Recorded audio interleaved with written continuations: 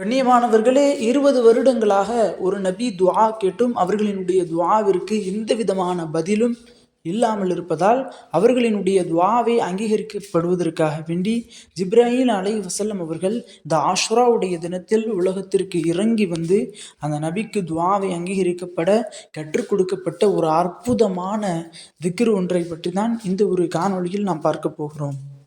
அஸ்ஸலாமு அலைக்கும். கண்ணியமான சகோதர சகோதரிகளே, அல்லாஹ்வினுடைய கிருபையினால் பரக்கத் பொருந்திய ஒரு ஆஷுராவுடைய தினத்தில் நாம் எல்லோரும் இருக்கிறோம். இப்படிப்பட்ட இந்த ஒரு தினத்தில் நடந்த ஒரு நிகழ்வு, அந்த நிகழ்வு என்ன அப்படின்னா, ஒரு நபி 20 வருடங்களாக அல்லாஹ்ட்ட துஆ கேட்குறாங்க.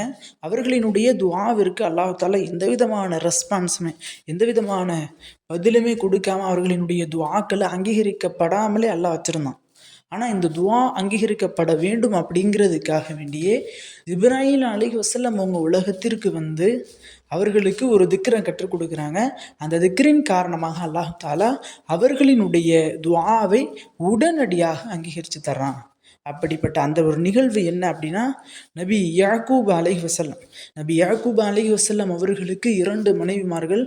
அதில் ஒரு மனைவிக்கு 10 ஆண் பிள்ளைகள், 2வது மனைவிக்கு 2 ஆண் பிள்ளைகள்.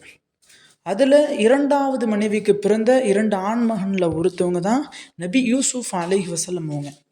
மொத்தமாக நபி யாக்கூப் அலைஹிஸ்ஸலாம் அவர்களுக்கு 12 ஆண் பிள்ளைகள். இந்த 12 பேத்தையும் விட, இந்த 12 நபர்களையும் விட நபி யாக்கூப் அலைஹிஸ்ஸலாம் அவர்களுக்கு ரொம்ப ஒரு பிடிச்ச ஒரு நபர், பிரியமாக இருக்கக்கூடிய ஒரு நபர், இன்னும் நபி யாக்கூப் அவங்களுக்கு இந்த ஒரு பிள்ளை தான் ரொம்ப பிடிக்கும் அப்படின்னு இருக்கக்கூடிய ஒரு நபர் தான் யூசுஃப் அலைஹிஸ்ஸலாம் அவங்க. இந்த யூசுஃப் அலைஹிஸ்ஸலாம் அவங்கள நபி யாக்கூப் ரொம்ப கொஞ்சுவாங்க, ரொம்ப அவர்களுக்கு நிறைய செலவு செய்வாங்க, அவங்கள மட்டுமே தனிப்படையாக பார்த்துக்கிடுவாங்க.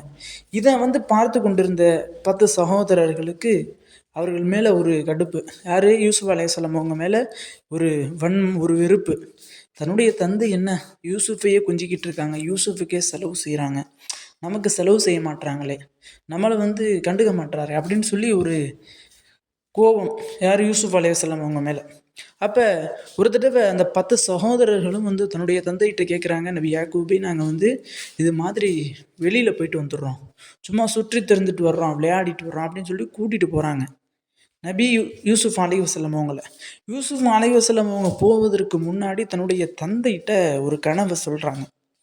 என்ன கனவுனா, தன்னுடைய தந்தையே, நான் இரவு ஒரு கனவு கண்டேன். அந்த கனவு என்னன்னா, ஒரு சந்திரன், ஒரு சூரியன், இன்னும் 10 நட்சத்திரங்கள், 11 நட்சத்திரங்கள் எனக்கு சஜிதா செய்தது போன்று நான் கனவு கண்டேன் அப்படின்னு சொல்கிறாங்க.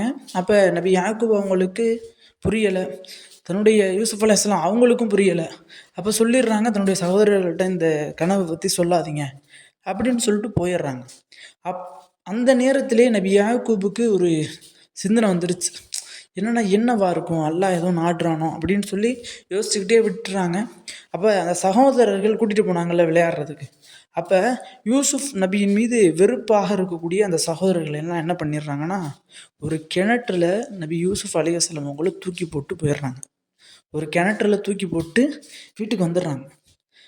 தந்தைகிட்ட இப்படி சொல்லிடுறாங்க, நாங்கள் போனோம், அங்கே இருக்கக்கூடிய ஒரு ஓநாய் யூசுஃபை தூக்கிட்டு போயிருச்சு, யூசுஃபை விலங்கினங்கள் தின்றுச்சு, யூசுஃபை அங்கே இருக்கக்கூடிய அந்த காட்டுகளில், அந்த பாலைவனங்களில் இருக்கக்கூடிய மிருகங்கள் யூசுஃபை கடிச்சு இழுத்துட்டு போயிருச்சு, அதனால் யூசுஃப் வஃபாத் ஆகிட்டார் அப்படின்னு சொல்லி தன்னுடைய தந்தைகிட்ட சொல்லிடுறாங்க. தன்னுடைய தந்தை ரொம்ப வருத்தப்படுறாங்க. தன்னுடைய தந்தை யாக்கூபுக்கு ரொம்ப பிடிச்சமான ஒரு பிள்ளைனா யூசுஃப் அலைஹிஸ்ஸலாம் அவங்க தான். அப்போ யாக்கூப் அலைஹிஸ்ஸலாம் அவங்களுக்கு ரொம்ப சிரமமாயிருது. அப்போ இப்போ யூசுஃப் அலைஹிஸ்ஸலாம் அவங்க வரலாறுக்கு வாங்க. யூசுஃப் அலைஹிஸ்ஸலாம் அவங்க கிணத்துக்குள்ளே இருக்கிறாங்க. அப்போ மிஸ்ர்லேருந்து ஒரு கூட்டத்தார்கள் பயணம் செஞ்சுக்கிட்டு வர்றாங்க. பயணம் செஞ்சுக்கிட்டு வரும்போது தண்ணி எடுப்பதற்காக வேண்டி அவங்க குடிப்பதற்கு தண்ணி இல்லை. அப்போ அந்த கிணத்திற்குள் வாளியை விடுறாங்க, கயிறு கட்டி வாளியை உள்ளே விடுறாங்க. யூசுஃப் அலைஹிஸ்ஸலாம் அவங்கள பார்த்துடுறாங்க. பார்த்த பிறகு யூசுஃப் அலைஹிஸ்ஸலாம் அவங்கள அந்த வாளியில் தூக்கி வச்சு அப்படியே தூக்கிடுறாங்க. பார்த்தா யூசுஃப் அலைஹிஸ்ஸலாம் அவங்க குழந்தை இருக்கின்றதே அப்படின்னு சொல்லி, குழந்தைய வந்தது அன்பளிப்பு அப்படின்னு சொல்லி மிஸ்ருக்கு தூக்கிட்டு போயிடுறாங்க. மிஸ்ருக்கு கூட்டிகிட்டு போய் அடிமைகளை விற்பாங்க. ஒரு மனிதர் இருக்காருன்னா அடிமைத்தனமாக இருக்கிறாங்க, ஒரு மனிதர் அனாதையாக இருக்கிறாரு அப்படின்னு சொன்னால் அவங்கள சந்தைகளில் விற்பாங்க அடிமை போன்று. அப்போ அந்த மிஸ்ர் நாட்டினுடைய மன்னர் இந்த யூசுப் அலைஹிஸ்ஸலாம் அவங்கள வாங்கிக்கிறாங்க. வாங்கிக்கிற பிறகு யூசுப் அலைஹிஸ்ஸலாம் அவங்களும் போக போக நாட்கள் கிடக்க கிடக்க ஆள் வளர்றாங்க. யூசுப் அலைஹிஸ்ஸலாம் அவங்க வளர்ந்த பிறகு சுலைஹா அப்படின்னு சொல்லி அரசர் அசீஸ் அவரினுடைய மிஸ்ரினுடைய அரசர் அசீஸ் அவர்களுடைய மனைவி தான் யார்? சுலைஹா அப்படிங்கிறவங்க. அப்போ சுலைஹா அவர்களுக்கும் யூசுப் அலைஹிஸ்ஸலாம் அவர்களுக்கும் ஒரு நீண்ட நிகழ்வு நடக்கும். கடைசியில் சுலைஹா அவங்களையே நபி யூசுப் அலைஹிஸ்ஸலாம் அவங்க திருமணம் முடிச்சுக்கிடுவாங்க. என்ன நிகழ்வு நடக்குன்னு நான் ஷார்ட்டாக சொல்கிறேன். நபி யூசுப் அலைஹிஸ்ஸலாம் அவங்க ஊரிலேயே அவங்க தான் அழகானவர். எந்த அளவுக்கு அழகுன்னா அல்லாஹ் தஆலா குர்ஆன்லேயே சொல்கிறான், நபி யூசுஃபுக்கு நாம் நிலா பாதி நிலாவினுடைய அழகை கொடுத்துருக்கோம். இப்போ நிலா இங்கேருந்து பார்த்தா எவ்வளோ அழகாக இருக்குன்ட்டு அதில் பாதி அழகை யூசுஃப்க்கு கொடுத்துருக்கோம். உலகத்தில் படைத்ததுலேயே அல்லாஹ் படைத்த ஒரு அழகான நபர்னா அது யூசுஃப் தான் அப்படின்னு அல்லாஹ்வே சொல்லியிருக்கிறான். அப்படிப்பட்ட அந்த யூசுஃபை பார்த்து எல்லாருக்கும், யூசுப் அலைஹிஸ்ஸலாம் அவங்கள பார்த்து எல்லாருக்கும் ஒரு இன்பம், ஒரு ஆசை, இவர் எப்படியாவது நிக்காஹ் முடிச்சு கொள்ளணும் நம்ம அப்படின்னு சொல்லி ஒரு ஆசை. இது போன்ற சுலைஹா அவங்களுக்கும் யூசுப் அலைஹிஸ்ஸலாம் அவங்க மீது ஆசை இருந்துச்சு. அப்போ எந்த அளவுக்கு அழகுனா, ஒரு கத்தி பழம் கையில் வச்சுருந்தாங்கன்னா பழத்தை அறுக்கிறதுக்கு பதிலாக கையை அறுத்துருவாங்களாம் யூசுப் அலைஹிஸ்ஸலாம் அவங்கள பார்க்கக்கூடிய அந்த அழகில். அந்த அளவிற்கு அழகாக இருக்கக்கூடியவங்க யூசுப் அலைஹிஸ்ஸலாம் அவங்க. அப்போ யூசுப் அலைஹிஸ்ஸலாம் அவங்கள தவறு செய்வதற்கு சுலைஹா அவங்க அழைப்பாங்க. அதற்கு முடியாது, அதற்கு மறுப்பு தெரிவித்து அல்லாஹ் பார்த்துக்கிட்டு இருக்கான் அப்படின்னு சொல்லி யூசுப் அலைஹிஸ்ஸலாம் அவங்க அதிலிருந்து தப்பித்து வந்த உடனே யூசுப் அலைஹிஸ்ஸலாம் அவங்களின் மீது தவறான குற்றச்சாட்டு விழுந்துடும். தவறான குற்றச்சாட்டை வச்சுருவாங்க. யூசுப் தான் இது மாதிரி பண்ணியிருக்கிறாரு, சுலைஹா அவங்கள யூசுப் தான் தவறு செய்வதற்கு அழைத்திருக்கிறாரு அப்படின்னு சொல்லி குற்றச்சாட்டு போட்டு அவங்கள சிறையில் அடைச்சிருவாங்க யூசுப் அலைஹிஸ்ஸலாம் அவங்கள. யூசுப் அலைஹிஸ்ஸலாம் அவங்கள சிறையில் அடைச்ச பிறகு சிறையில் 2 நபர்கள் இருப்பாங்க. 2 நபர்கள் இருப்பாங்கன்னா அல்லாஹு தாலா யூசுப் அலைஹிஸ்ஸலாம் அவங்களுக்கு பிறவிலேயே ஒரு ஆற்றலை கொடுத்துருந்தான். என்ன ஆற்றல்னா, கனவுக்கு விளக்கம் சொல்லக்கூடியவங்களாக அந்த ஆற்றலாம் அல்லாஹ் தாலா யூசுப் அலைஹிஸ்ஸலாம் அவங்களுக்கு கொடுத்துருந்தான். சிறையில் 2 நபர்கள் இருக்காங்க. அந்த 2 நபர்களுக்கும் யூசுப் அலைஹிஸ்ஸலாம் அவங்க கனவுகளினுடைய விளக்கங்களை பற்றி சொல்லிக்கிட்டே இருப்பாங்க. ஏதாவது கனவு கண்டாங்கன்னா அந்த கனவுக்கான விளக்கத்தை யூசுப் அலைஹிஸ்ஸலாம் அவங்க அந்த சிறையில் உள்ள எல்லாருக்குமே சொல்லுவாங்க. அப்போ அந்த 2 கனவுக்கு விளக்கம் கேட்கக்கூடிய அந்த சிறைவாசிகள் என்ன பண்ணிட்டாங்கன்னா, விடுதலையாகி வெளில போயிடுறாங்க. விடுதலையாகி போய் ஒரு அரசர்கிட்ட வேலை பார்க்குறாங்க. அந்த அரசருக்கு இரவு நேரத்தில் ஒரு கனவு வந்திருக்கு. என்ன கனவுனா, 2 மாடுகள், 2 மேயாத மாடுகள், பசியாக இருக்கக்கூடிய மாடுகள் நல்ல கொழுத்த மாடுகளை சாப்பிடுகின்றது அப்படிங்கிற மாதிரி ஒரு கனவு வருது. அடுத்ததாக நல்ல பசுமையான 7 பயிர்கள், வாடி போன இன்னும் காய்ந்து போன 7 பயிர்கள், இப்படி கனவு வருது. இந்த கனவுக்கான விளக்கம் அவங்களுக்கு தெரியலை. அங்கே உள்ள அரசபையில் உள்ள எல்லார்ட்டையும் விசாரிக்கிறார் அரசர், கனவுக்கு விளக்கம் தெரிஞ்சவங்க யாராவது இருக்கிறீங்களா அப்படின்னு சொல்லி. அப்போ அங்கே இருந்த அந்த சிறைவாசிகள் 2 பேர் யூசுப் அலைஹிஸ்ஸலாம் அவங்கள்ட்ட பழகுனாங்கல்ல, அந்த சிறைவாசிகள் அந்த அரசருக்கு கீழே தான் வேலை பார்த்துக்கிட்டு இருந்தாங்க. அப்போ எனக்கு ஒரு கனவுக்கு விளக்கம் சொல்லக்கூடியவர் தெரியும் அப்படின்னு சொல்லி நபி யூசுப் அலைஹிஸ்ஸலாம் அவங்கள போய் சந்திக்கிறாங்க. அந்த இருவருமே சந்திக்கும் போது இந்த நிகழ்வை சொல்கிறாங்க. ஒரு காய்ந்த மாடு, பசியோடு இருக்கக்கூடிய ஒரு வாடிய மாடு கொழுத்த மாடை சாப்பிடுவது போன்று ஒரு கனவு. 2வது 7 வறண்ட பயிர்கள், 7 பசுமையான பயிர்கள். அப்போ யூசுப் அலைஹிஸ்ஸலாம் அவங்க விளக்கம் சொல்லிடுறாங்க. என்ன விளக்கம்னா, 7 ஆண்டுகள் உங்களுடைய ஊர் ரொம்ப பசுமையாக இருக்கும், அடுத்த 7 ஆண்டுகள் ரொம்ப வறண்டு போயிடும், ஒரு புற்கொண்டுகள் கூட வளராது, ஒரு புல் செடி எதுக்குமே இருக்காது, நெல் பயிர் கூட நீங்கள் பயிரிட முடியாது. அதனால் இப்போ இருக்கக்கூடிய இந்த 7 ஆண்டுகள் சேகரித்து வச்சுக்கோங்க, உங்களுடைய நெல், இன்னும் பழங்கள், இன்னும் காய்கள் எல்லாத்தையும் சேகரித்து வச்சுக்கோங்க அப்படின்னு சொல்லிடுறாங்க. சொன்ன பிறகு இந்த விஷயத்தை அறிந்த அரசர்கிட்ட போய் சொல்கிறாங்க. இந்த விஷயத்தை கேட்ட அரசர், யார் அந்த நபர், எப்படி இவ்வளவு கணிச்சு சொல்கிறாரு ஈஸியாக, அந்த நபரை கூட்டிகிட்டு வாங்கன்னு சொல்லி சிறையில் இருந்து அவரை விடுதலை செய்து அந்த அரசர்கிட்ட கூட்டிகிட்டு போய் அந்த அரசர் கேட்குறாரு, உங்களுக்கு நான் அன்பளிப்பு தரேன், உங்களுக்கு இங்கே இருக்கக்கூடிய பதவிகளில் ஏதாவது ஒரு பதவி வேணும்னா சொல்லுங்கள், நான் தர்றேன் அப்படின்னு கேட்குறாங்க. அப்போ நிதித்துறை அமைச்சராக எனக்கு பதவி கொடுங்க அப்படின்னு கேட்கும்போது, நிதி சம்மந்தமாக எல்லாமே அவங்க தான் பார்த்துக்குருவாங்க. அரிசி எல்லாத்தையும் சேகரிக்கக்கூடிய ஒரு சூழலையும் அவங்க தான் பண்ணுவாங்க.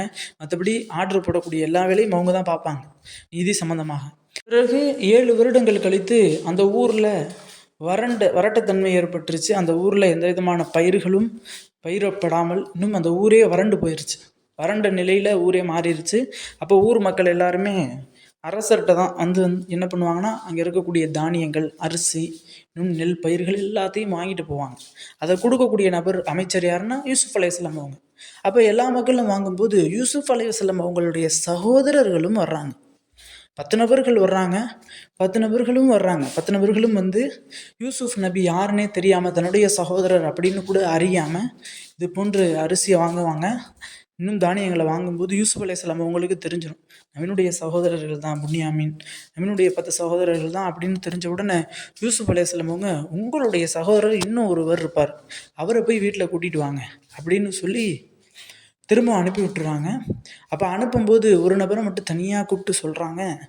அந்த புன்யாமீன் மூத்தவரை கூப்பிட்டு சொல்கிறாங்க, நான் தான் யூசுப், சின்ன பிள்ளையில் நீங்கள் என்னை கிணத்துல தூக்கி போட்டிங்கல்ல அப்படின்னு சொல்லி, அப்படிப்பட்ட உங்களுடைய சகோதரர் நான் தான், அந்த சட்டை கூட என்கிட்ட இருக்குது, இங்கே பாருங்கள் அப்படின்னு சொல்லி சகோதரர்கள்ட்ட சொல்லுவார். சகோதரர்களுக்கு ஒரே ஆச்சரியமாயிரும், தன்னுடைய சகோதரனா இந்த ஒரு பொறுப்பில் இருக்கிறாரு, இன்னும் உயிரோடு இருக்கிறாரு அப்படின்னு சொல்லி ஆச்சரியமாகி போயிடும். அப்போ தன்னுடைய தந்தைகிட்ட போய் சொல்லுங்க அப்படின்னு சொல்லும்போது தந்தை நம்ப மாட்டாங்களே. அப்போனா இந்த சட்டையை கொண்டு போய் தந்தைகிட்ட கொடுங்க, தந்தைக்கு தெரிஞ்சிடும், தந்தையை இன்னும் தாயை வந்து அழைத்துக்கிட்டு வாங்க அடுத்து வரும்போது அப்படின்னு சொல்லி கொடுத்து அனுப்பிடுறாங்க. அங்கே யாக்கூப் அலைஹிஸ்ஸலாம் அவங்கள்ட்ட போய் சொல்கிறாங்க. யாக்கூப் அலைஹிஸ்ஸலாம் அவங்க நம்பலை, யூசுப் இன்னும் உயிரோடு இருக்கிறாரா அப்படின்னு. எந்த அளவுக்குன்னா யாக்கூப் அலைஹிஸ்ஸலாம் அவங்க அழுது கண் தெரியாமலே போயிடுறாங்க. கண் தெரியாமலே போயிடுது. அப்படியே அழுகக்கூடியவங்க. அப்போ யூசுப் அலைஹிஸ்ஸலாம் அவங்க சட்டையை பார்த்து, அந்த சட்டையை முகர்ந்த உடனே, மூந்து பார்த்த உடனே யூசுப் அலைஹிஸ்ஸலாம் அவங்க தான் அப்படின்னு தெரிஞ்ச உடனே அவர்களுக்கு அல்லாஹ் தஆலா கண் பார்வையை கொடுத்துட்றான்.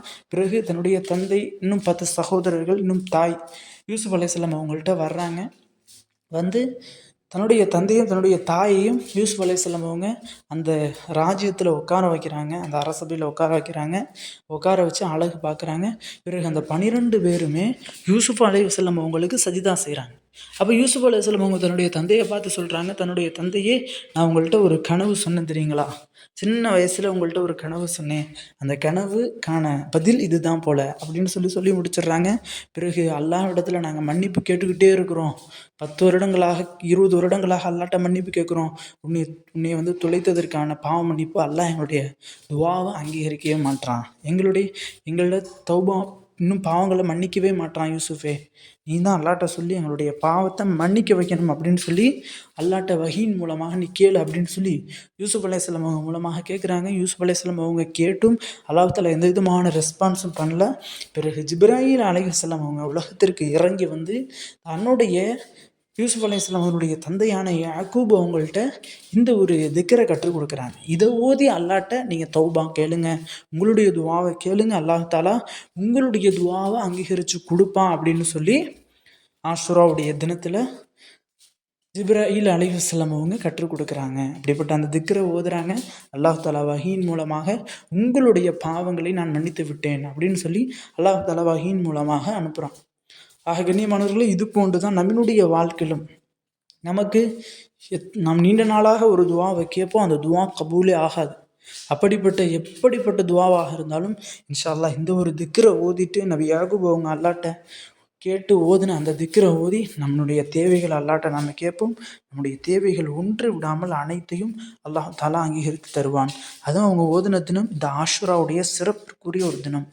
திக்ர் என்ன அப்படின்னு சொன்னால், பிஸ்மில்லாஹிர் ரஹ்மானிர் ரஹீம், யா ரஜா அல் முஃமினீன லா தக்தஉ ரஜாஅனா, யா கியாஸ் அல் முஃமினீன அகித்னா, யா முஈன் அல் முஃமினீன அஇன்னா, யா முஹிப்பத் தவ்வாபீன துப அலைனா. இதனுடைய பொருளை பாருங்க. விசுவாசிகளின் ஆதரவாளனே, எங்களின் ஆதரவை துண்டித்து விடாதே, விசுவாசிகளை காப்பாற்றுவனே, எங்களை காப்பாற்று, இன்னும் முஃமின் கொண்டவர்களுக்கு உதவி செய்பவனே, எங்களுக்கு உதவி செய், தௌபா செய்பவர்களை நீ நேசிப்பவனே, எங்களுடைய தௌபாவை ஏற்றுக்கொள் அப்படிங்கிறதான் இதனுடைய பொருள். கண்ணியமானவர்களே, இன்ஷா அல்லாஹ் இந்த ஆசுராவுடைய தினத்தில் நபி யாக்கூப் அலைஹிஸ்ஸலாம் அவங்க அல்லாட்ட துவா கபூல் ஆகுவதற்காக வேண்டி கேட்ட இந்த ஒரு திக்ரை நம்ம அனைவரும் கேட்டு நம்மளுடைய தேவைகள் அனைத்தையும் கேட்போம். நம் அனைவரினுடைய தேவைகளையும் அல்லாஹ் தஆலா நிறைவேற்றி தருவானாக. ஆமீன் என்று துவா செய்தவனாக இந்த ஒரு காணொளி முடித்துக்கொள்கிறேன். இந்த காணொளி தாங்களுக்கு பிடித்திருந்தால் ஷேர் செய்யுங்க, லைக் செய்யுங்க, கமெண்ட் செய்யுங்க, மறக்காமல் துவா செய்யுங்க. அஸ்ஸலாமு அலைக்கும்.